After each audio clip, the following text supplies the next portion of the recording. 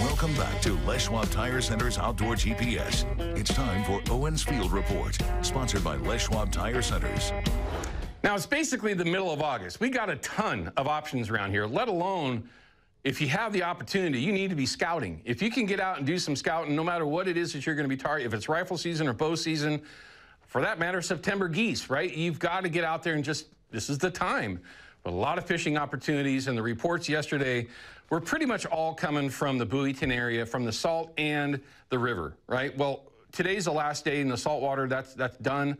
I'm assuming there's plenty of folks out there today taking advantage of it. We had a great report yesterday with multiple fish hooked with Bill Monroe Jr.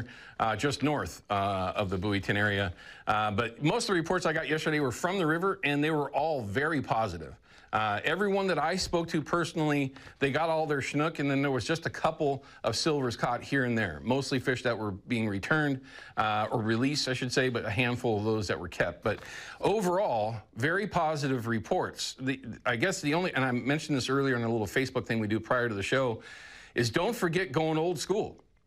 Now, that's pretty simple. A fish flash and a herring, or a fish flash and anchovy, or a fish flash and a full-size spinner. Size 5, size 6, whatever, Tolman Thumper, Mulkey Blade, whatever. You just can't get away from those because they still work extremely well. Some would say that yesterday was better for folks that were fishing, I guess what we would say old school or old style with the fish flash and bait, as opposed to 360s and spinners. Now, of course, those were catching plenty of fish as well, but don't overlook different ways to present your baits to Chinook when you do head down to that area.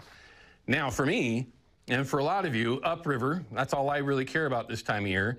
It's going to be go time. With the amount of fish that are going through that lower end of the section and the reports that I was getting lower down in that Lewis area, working your way upriver, there were fish caught all the way past where I would typically put in, and I'll keep that secret. Most of you already know where I spend my time in August. But things are really starting to shape up good. If you're going to spend time in the dead zone like I will this week, it's been grass. Pay attention to that. Sometimes you just need to move around, and the tides really have a big effect on that. If you're going to be out there as the tide turns on the outgo, you know, a high slack, you're going to start seeing a lot of grass that starts to work down. So just kind of keep that in mind. If trolling is not an option because of it, dropping the anchor and running wobblers has been productive already. But just have the options to be able to fish differently.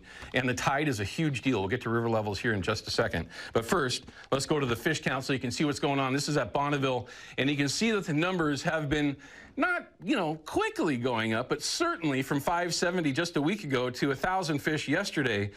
Those numbers are improving, and it is very much based on that, or along the line of the 10-year average. We're not going to show you that today, but it's right where it should be going into the middle part of August. Steelhead numbers, though, are still very impressive. The numbers at 74,500 for the year, but since the 1st of July, you know, we've got 22,000 that have gone over. It's good enough that they've left the Deschutes open, and there's going to be some openers heading east. Now, all the warm water fisheries, you know, at the mouths of the Deschutes and other areas are closed, so you need to pay attention to that for the main stem Columbia. But some really good numbers to see. I hope that they just manage it well and leave these things alone if they can. If we're starting to see a trend of steelhead coming back, because these are still well below the 20-year average, but well above the 10-year, it's a really good sign. I'm just hoping, we all are, that they manage it correctly and allow these fish to get to the rocks. It's just that simple. Taking a look at the the Willamette, and we'll show you the Columbia. They're basically going to look the same. Very low overall, and you can see these tides are absolutely huge, and they're going to influence everything, especially when you're talking about the Oregon City area or Vancouver on the Columbia. You can see at the bottom of the tide, it's right there at 1 foot. So there's not a lot of water out there. You got to pay attention to those tides, either being on the anchor or trolling, again, depending on what the current's doing.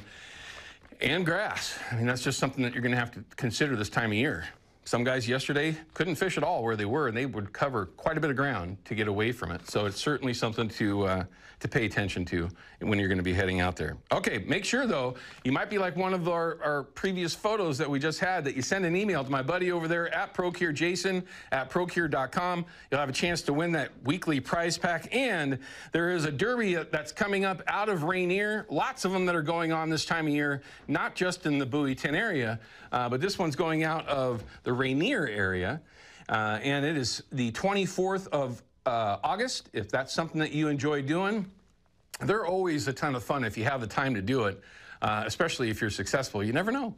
You might have a chance to win something. There's the information that you need to get involved.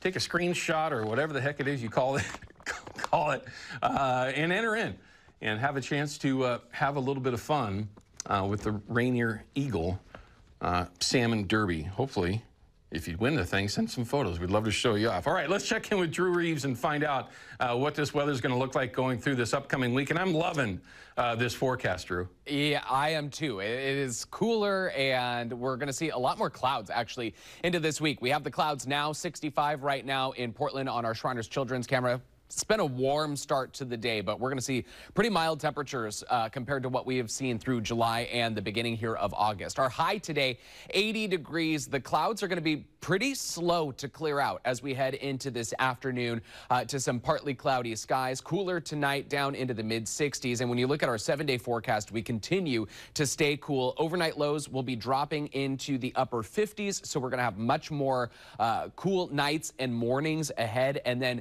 we've got a couple days in the 70s here tomorrow and Tuesday, mid-70s.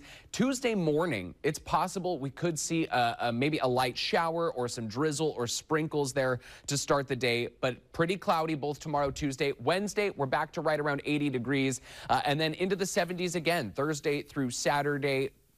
Lots of clouds again, maybe a little bit more sunshine into next weekend. But beyond this 7-day forecast, looks like we're going to continue with a cooling trend, and we might have some more chances of showers coming up later in the month. Owen? That's great news.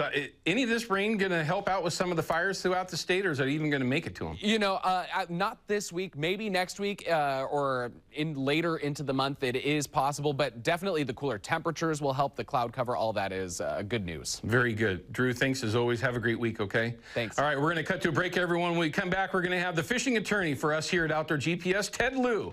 He's also with the previous fishing attorney, Rob Dalton, fishing with Eric Lindy, and we're going to find out if they're done. Last contact with them before the show, they only had one more to go. We'll see if they're still on the water. They better be. We'll be right back with that in just a couple minutes. Outdoor GPS is brought to you by P-Line, because we fish, by Hawken Fishing, perfection in fishing gear, and by Haxton's Canvas and Upholstery, the trusted name of the Pacific Northwest.